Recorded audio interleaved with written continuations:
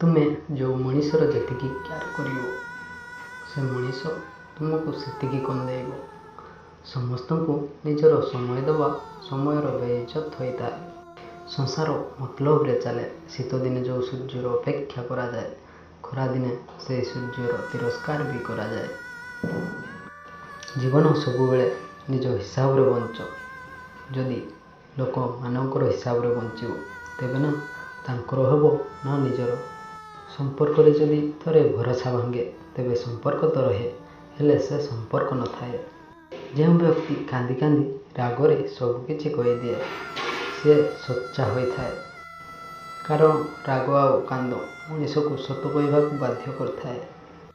ଲୋକ ନିଜ ଜାଗାରେ ଠିକ୍ ହିଁ ଥାଆନ୍ତି, କେବଳ ଆମେ ହିଁ ତାକୁ ଅଧିକ ଭଲ ଆଉ ନିଜର ଭାବିନେଉ। ଜୀବନସାଥୀ ଦିନେ ନା ଦିନେ ସମସ୍ତଙ୍କୁ ମିଳେ, ହେଲେ ମନର କଥା ଆଉ ହୃଦୟର ଭାଷା ବୁଝିପାରୁଥିବା ଜୀବନସାଥୀ ଭାଗ୍ୟରେ ଥିଲେ ମିଳେ। ଯାହାକୁ ତୁମେ କହିବ ସେ ତୁମର ବହୁତ ନିଜର ବୋଲି, ସେହି ବ୍ୟକ୍ତି ତୁମଠାରୁ ଦୂରକୁ ଚାଲିଯିବ।